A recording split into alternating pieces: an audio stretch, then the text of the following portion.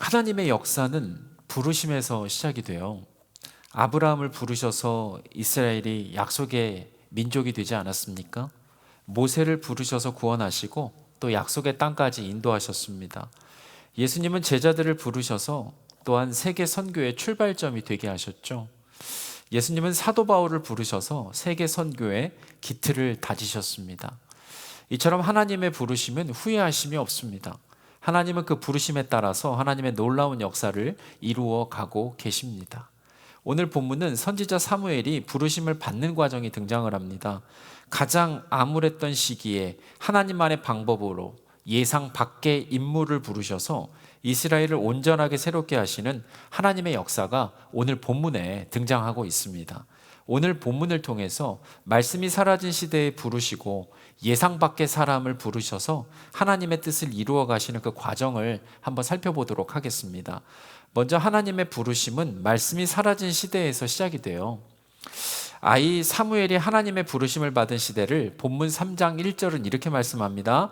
여호와의 말씀이 희귀하여 이상이 흔히 보이지 않았더라. 영어 성경에 보시면요, 뭐라고 나오냐면 하나님의 말씀이 흔하지 않았다, 그리고 많은 비전들이 없었다라고 기록이 되어 있어요. 여호와의 말씀이 희귀했다라고 하는 원어적 뜻은 뭐냐면 값비싸다라고 하는 뜻입니다. 값비싸다.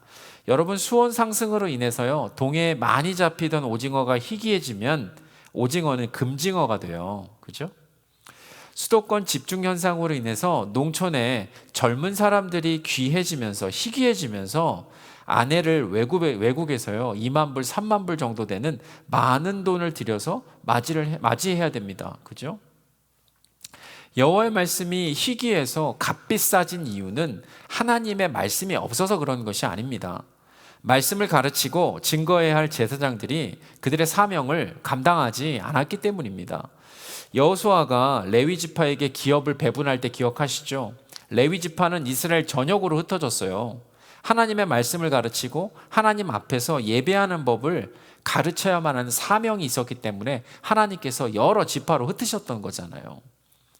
그런데 지금 엘리 시대에는 제사장들이 하나님 앞에서 범죄하고 온전한 하나님 말씀을 선포하지를 않아서 하나님 백성들은 말씀을 듣지도 못하고 오히려 여호와의 말씀이 희귀하고 값비싸지는 상황이 발생했고, 그러다 보니 이상 비전도 없었던 시기입니다.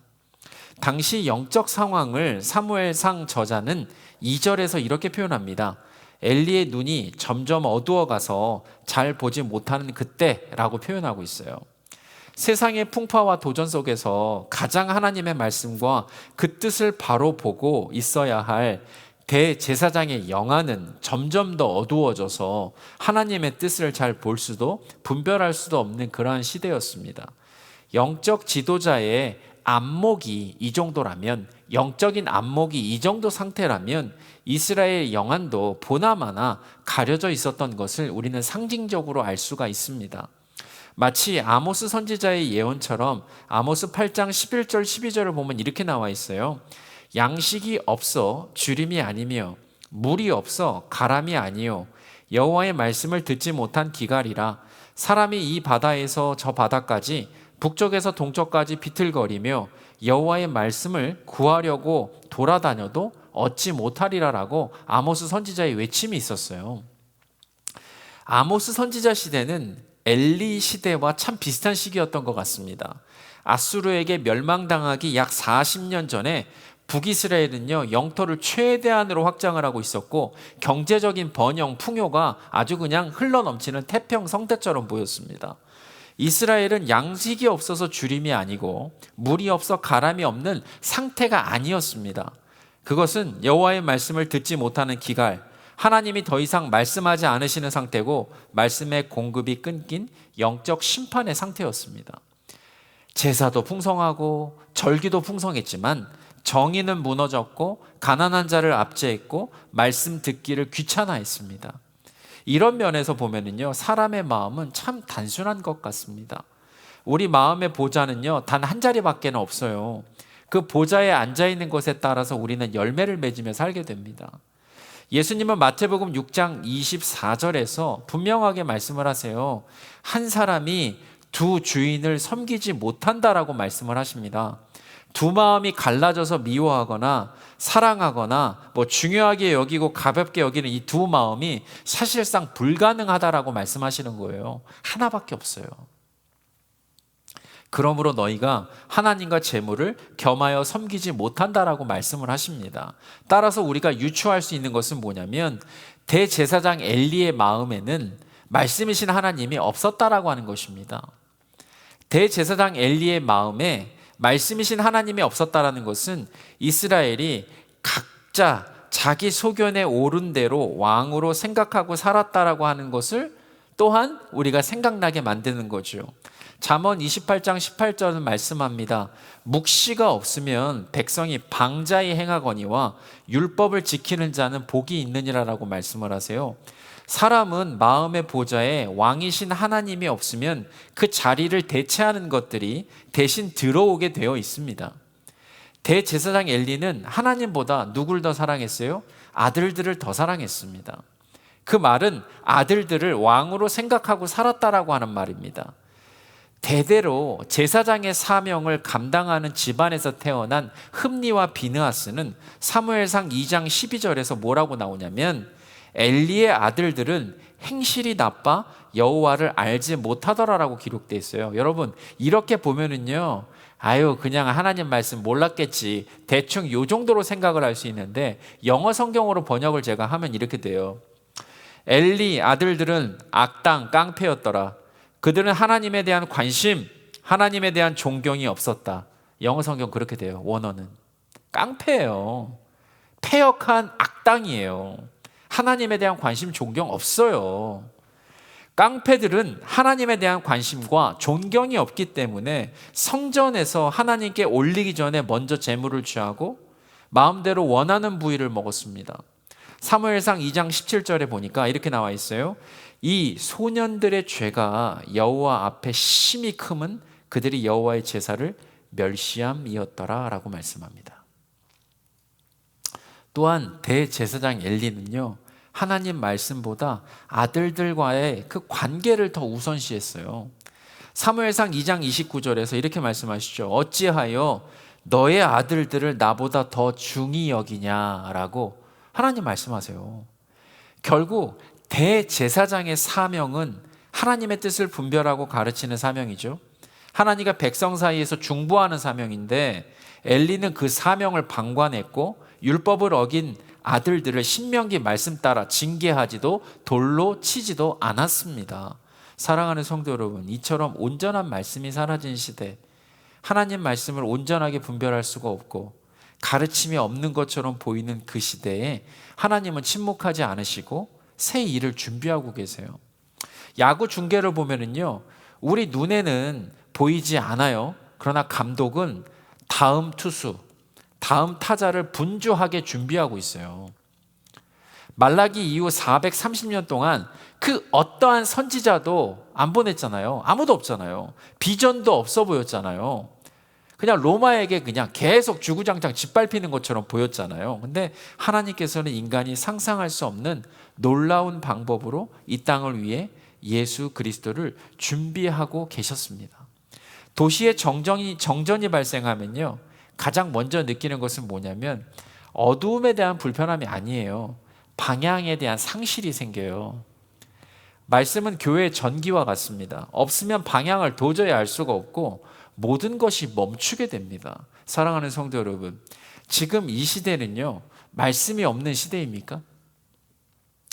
아니면 말씀이 너무 많아서 말씀의 무게를 잃어버린 시대입니까? 하나님은 말씀이 멈춰서 방향을 잃어버린 세대를 위해서 새로운 부르심을 시작하십니다. 그러므로 두 번째로 하나님은, 하나님의 부르심은 예상 밖의 사람에게 임합니다. 우리가 짧게 생각할 때는 이스라엘의 영적 암흑기를 청산하기 위해서는 나이도 있고 경륜도 있고 사회적 명망과 신임도 있고 은사도 있는 사람을 뽑아야 될 것처럼 보입니다. 그러나 하나님의 원칙과 기준은 사람의 생각과 다릅니다. 다윗을 이스라엘 왕으로 부르시는 장면이 여러분 리딩 지저스 하시니까 사무엘상 16장에 등장하잖아요. 이스라엘 왕 사울처럼 얼굴도 잘생기고 키도 훤칠한 엘리압이 왕이 될 제목으로 눈에 먼저 들어왔잖아요. 누가 봐도 왕이 될 상으로 보였잖아요. 아버지 이새가 이 정도면 왕이 될 수 있지 않을까 생각해가지고 그의 아들들 아비나답, 삼마 모든 아들들을 다 누구에게요? 사무엘에게 보여주잖아요. 그런데 가족 중에서 아무도 생각하지 못한 다윗이 기름 부음을 받아요. 예배 자리에도 부르지 않았던 그 막내 다윗, 그죠? 가족 내에서도 되게 어찌 보면 하찮게 여겼던 것 같아요. 하나님은 사무엘상 16장 7절에서 뭐라고 말씀하시냐면 내가 보는 것은 사람과 같지 아니하니 사람은 외모를 보거니와 나 여호와는 중심을 보느니라라고 말씀을 하세요. 영어 성경에 보시면요 이렇게 나와 있어요. The Lord looks at the heart라고 나와 있어요. 하나님은 다윗의 마음을 보셨대요. 마음을 보셨다는 것은 그 마음 속에 있는 것이 행동으로 드러나는 것을 보셨다라고 하는 거하고 똑같은 말씀이에요. 바울은 하나님께서 다윗을 이스라엘 왕으로 선택하신 이유, 사도행전 13장 22절에서 말씀을 합니다. 내가 이새의 아들 다윗을 만나니 내 마음에 맞는 사람이라 내 뜻을 다 이루리라. 하나님 마음을 닮은 부분을 보신 거예요. 이스라엘 민족들 중에서 여러분 양을 치는 사람은 정말 많았습니다. 수많은 목동이라고 해서 다 똑같은 목동은 아닙니다. 하나님의 눈으로 보면 양 한 마리를 정말 사랑하고 그 양 한 마리를 위해서 목숨을 바쳐서 사랑하는 선한 목자가 있고요. 양 한 마리를 에스겔 말씀처럼 양 한 마리를 잡아먹고 그 양 한 마리를 가볍게 여기는 악한 목자가 또 있습니다. 사무엘상 17장 34절 35절에 보면은요.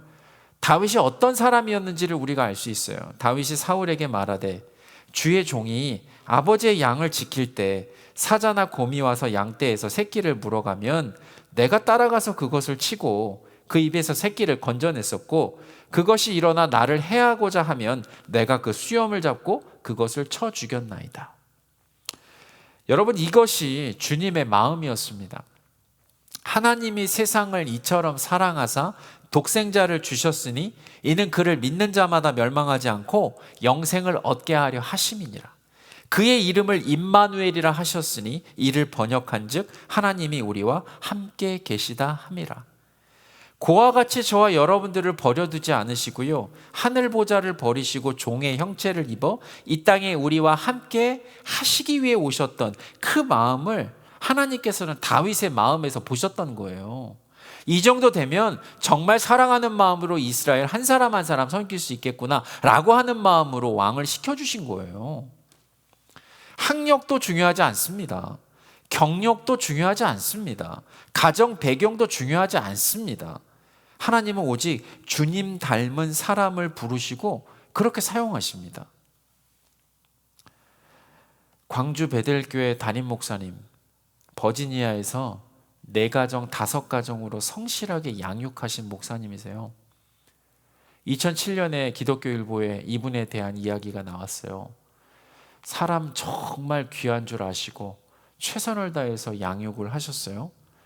강남중앙침례교회 담임 목사님, 댈러스에서 12명을 성실껏 보살피신 목사님이세요. 세상의 기준으로는요, 이 광주 베델교회 담임 목사님, 강남중앙침례교회 담임 목사님 지금 맡고 계신 교회 맡으실 수 있겠습니까? 아니요, 못 맡아요. 세상의 기준으로 보면. 이사야 55장 8절에서 9절을 보니까 하나님은 어떤 생각을 가지고 계시냐면요, 이는 내 생각이 너희의 생각과 다르며 내 길은 너희의 길과 다름이니라. 여호와의 말씀이니라. 하늘이 땅보다 높음 같이 내 길은 너희의 길보다 높으며 내 생각은 너희의 생각보다 높으니라 말씀하십니다. 여러분, 그렇다면 하나님께서 사무엘을 부르신 이유는 무엇일까요? 사무엘은 1절에 보니까 아이였습니다. 어렸어요. 여호와 하나님의 음성이 무엇인지도 모를 정도로 미숙했다라고 본문은 말씀하고 있고, 여호와 하나님의 음성을 분별하지도 그 당시에는 못했다라고 나와요. 그런데 사무엘은 하나님 말씀을 들으려고 하는 듣는 자였어요. 여러분, 사무엘의 이름의 뜻을 아세요? 사무, 샤마는 듣다라고 하는 뜻이고 엘은 하나님이라고 하는 뜻이잖아요. 그러니까 하나님께서 한나의 기도를 들으셨다. 이것이 사무엘의 이름의 뜻입니다. 근데 사무엘상 3장 10절에 보면 어떻게 나오냐면 이름 따라 가는 것 같아요. 여호와께서 임하여 서서 전과 같이 사무엘아 사무엘아 부르시는지라 사무엘이 이르되 말씀하옵소서 주의 종이 듣겠나이다 라고 말씀해요. 사무엘은 그 이름의 뜻대로 하나님께서 말씀하시면 그 말씀을 듣고 행할 수 있는 사람이었어요.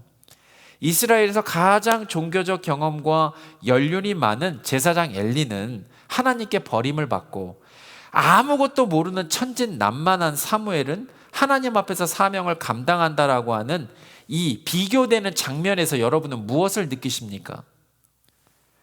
하나님의 부르심은 능력의 문제가 아닙니다. 방향의 문제입니다. 하나님은 내가 누구냐보다 내가 하나님과 함께하고 있는가를 보십니다. 하나님은 준비된 사람을 부르시는 것이 아니라 부르신 사람을 준비시키십니다. 저는 군대에서 운전을 했습니다. 처음에 트럭을 운전하면 핸들 잡는 것도 두려워요. 그리고 트럭의 옆 너비, 그리고 길이 이런 게 익숙하지 않아가지고 아이고 이 지나가다 사람 치는 거 아니야? 라는 생각으로 조마조마합니다.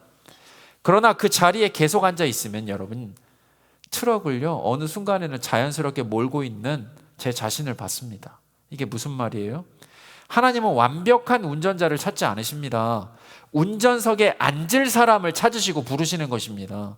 하나님의 부르심에는 나이가 중요하지 않습니다. 하나님의 부르심에는 경력도 중요하지가 않아요. 그저 단순한 믿음, 온전한 순종으로 하나님께서 가라 하면 가고 하나님께서 서라 하면 설 수 있는 하나님 마음에 합한 도구가 필요하실 뿐이에요. 그렇잖아요. 하나님이 누구 덕을 보셨어요? 아니요. 이 부르심 받은 사람은 하나님의 일하시는 통로로 쓰임받을 뿐이잖아요. 나머지는 모든 것은 하나님께서 하시잖아요. 모든 전쟁은 하나님께 속했으니까. 전능하신 하나님께서 어떻게 해요? 다 하시잖아요. 350만을 출애굽하고 광야에서 40년 동안 유목민으로 살면서 전쟁까지 해야 한다면 모세보다 훨씬 더 훌륭하고 더 능력 있고 더 전쟁 잘하는 사람이 여러분 이스라엘 중에 없었을까요?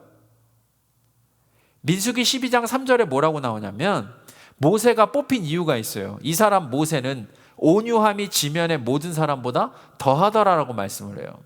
온유함의 뜻, 원어를 살펴보니까 하나님 앞에서 자신을 낮추고 하나님 판단에 자신을 맡기는 태도를 뜻해요. 하나님의 뜻을 들을 수 있는 온유, 하나님의 판단을 겸손하게 따를 수 있는 그 온유를 모세는 가지고 있었기 때문에 하나님이 부르신 거예요. 그러므로 나는 아직 부족해서, 나는 아직 때가 아니라서, 그 때가 언제 와요? 나는 그동안 오랫동안 섬겨와서. 여러분 이것은 겸손이 아니에요. 하나님의 뜻을 미루는 말이에요. 하나님의 하나님 되심을 인정하지 않는 불신의 말일 수도 있어요. 나를 가장 잘 아시는 주님께서 내 중심을 보시고 부르시거나 나를 부르시고 준비시키시려고 하는 하나님의 뜻을 여러분 온유함으로 받으시고 사명 감당하시는 모든 성도님들 되시기를 바랍니다. 여러분 통로가 되게 중요하잖아요. 누구의 통로로 쓰임받느냐 굉장히 중요한 것 같아요. 세상에서 가장 중요한 거는요, 많은 부분이 누구한테 쓰임받는 것도 중요하지만 주님께 쓰임받을 때가 가장 좋습니다. 왜요? 주님의 일하심을 경험할 수 있잖아요. 주님의 주님 되심을 확신할 수 있잖아요. 믿음에 믿음을 더하시는 것 아니겠습니까? 사명 감당하면 하나님께서 부어주시는 그 기름 부으심이 얼마나 넘쳐나는지를 모르겠어요. 세 번째로 하나님의 부르심은 순종할 때 사명으로 완성이 됩니다. 본문에서 하나님은 사무엘을 3번이나 부르시죠. 사무엘은 3번의 부르심을 다 알아듣지 못했습니다. 그러나 사무엘이 말씀하옵소서 주의 종이 듣겠나이다라는 고백 이후부터 하나님의 부르심은 사무엘의 사명이 되는 거예요. 선지자 이사야도 하나님의 부르심 앞에 이사야 6장 8절에서 뭐라고 말을 했냐면 내가 누구를 보내며 누가 우리를 위하여 갈고 하시니, 그때 내가 누구냐면 이사야예요. 내가 이르되 내가 여기 있나이다, 나를 보내소서라고 이사야 선지자가 하나님 앞에 말씀을 하네요. 이처럼 사명이라고 하는 거는요, 다 이해해서 받는 것이 아닙니다. 하나님 앞에 나를 내어 드리는 순간부터 시작이 바로 사명입니다. 군대에서 명령은 다 설명한 후에 따르는 것이 아니에요. 이해해서 내가 따르는 것이 아닙니다. 보통 자대 배치 받을 때 보고할 때 뭐라고 하냐면 2025년 12월 19일부로 명 받았다라고 먼저 이렇게 보고를 해요. 왜요? 명 받은 것이 먼저이기에 그 다음에 사명을 감당하겠다고 하는 거예요. 사랑하는 성도 여러분, 하나님의 부르심은 이해한 사람에게 주어지는 것이 아닙니다. 하나님의 부르심은 순종할 사람에게 맡겨집니다. 왜냐하면 하나님은 순종하는 사람을 일하시는 통로로 사용하시고 실제적으로 모든 것은 하나님께서 이루시기 때문이에요.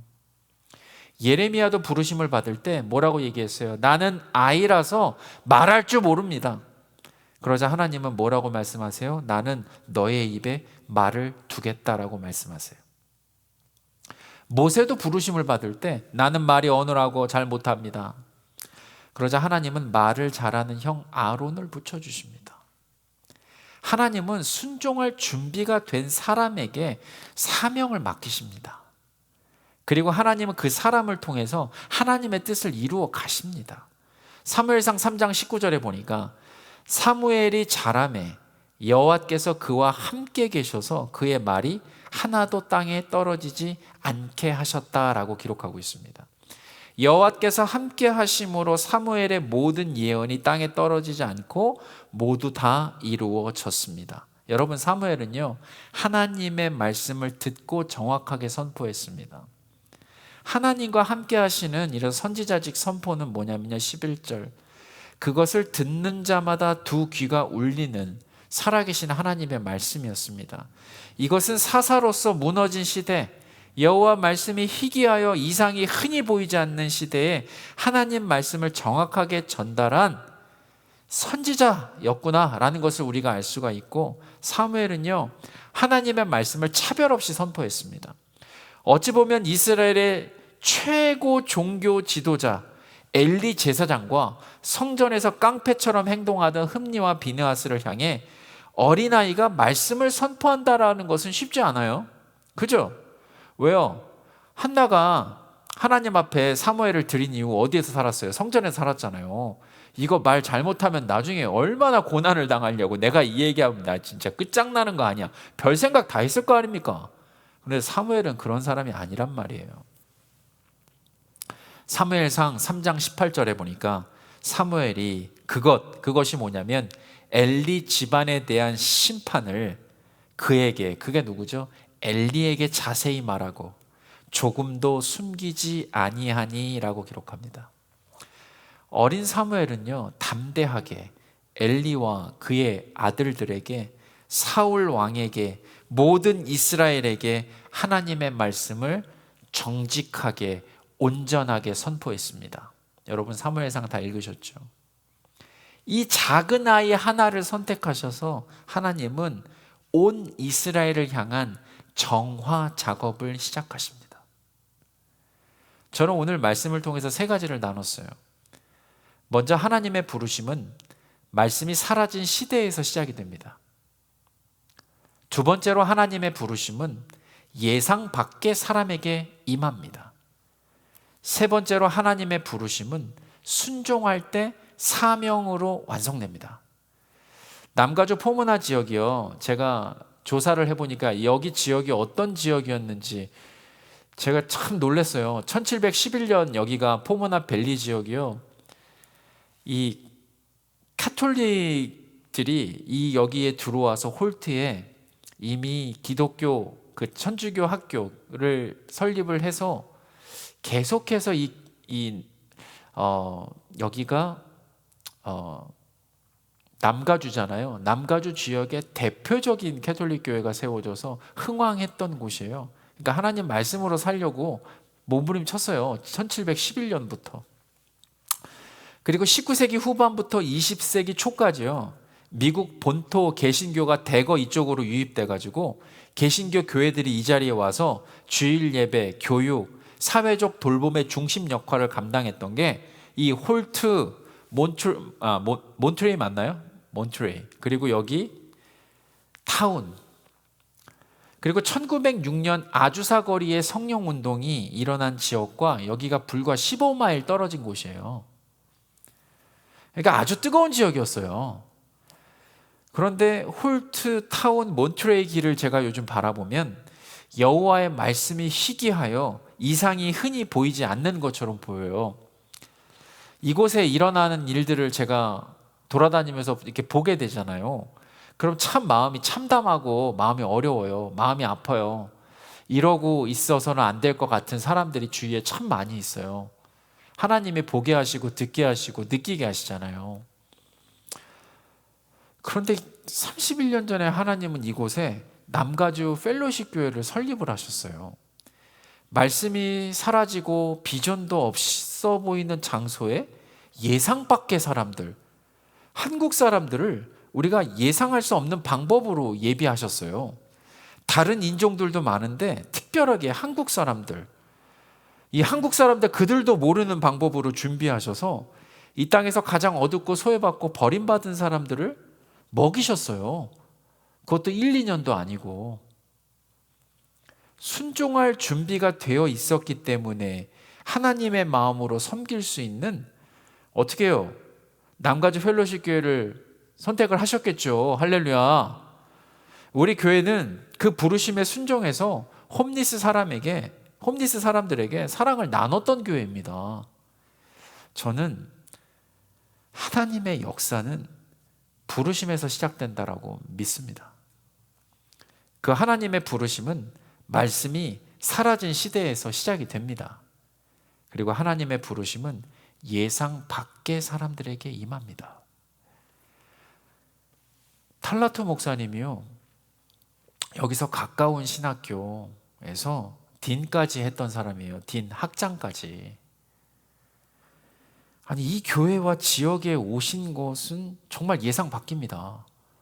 수없이 많은 지역에, 이 포모나 지역에 와가지고 희한하지 않습니까? 그냥 거기서 교수 사역해도 돼요. 안락하게 지내도 돼요. 그러나 하나님이 부르셔서 여기 왔어요. 그리고 이 지역을 향한 하나님의 부르심을 확신하며 글로벌 윙스 미니스트리를 시작을 했어요. 선교사에 대한 부르심을 받고 왔단 말이에요. 하이아라가 이 교회에 온 것도 예상 밖입니다. 이 퍼플스 처치 맞죠? 퍼플스 처치에서요, 포모나 지역에서 아우리치를 담당했던 사람이에요. 이 교회뿐만 아니라 교회에서 이루어지고 있는 모든 아우리치 사역을 담당했던 사람이 우리 교회에 이렇게 연결돼서 와 있어요. 어떻게 하면 푸드 팬트리로 좀 불쌍한 사람들 도울 수 있는지, 그리고 어떻게 하면 사람들을 먹일 수 있는지, 어떻게 하면 연합해서 사람들과 함께 할 수 있는지에 대한 거를 수년째 했던 사람이에요. 청소년 사역에 대해서도 열심을 다하고 있는 사람이고요. 참 희한하죠? 참 그래요. 하나님의 부르심은 순종할 때 사명으로 완성되잖아요. 순종할 사람들이 이 사명을 감당할 때요, 하나님이 엄청나게 기뻐하십니다. 하나님이 함께 하십니다. 그리고 하나님이 역사하십니다. 여러분, 하나님께서 가장 기뻐하시는 게 여러 가지 있지만 가장 중요한 건 뭐예요? 하나님을 사랑하고 내 이웃을 내 몸과 같이 사랑하는 건데, 더 기뻐하는 게 뭔지 아세요? 고아와 과부와 가난한 자들과 외국에서 온 자들을 선대하는 것을 하나님께서 정말 기뻐하십니다. 바라기는 여호와의 말씀이 희귀하여 이상이 흔히 보이지 않는 시기에 예상 밖의 사람을 부르셔서 하나님의 뜻을 이루시는 그 일에 순종함으로 쓰임 받으시는 모든 성도님들 되시기를 예수 그리스도 이름으로 축복합니다.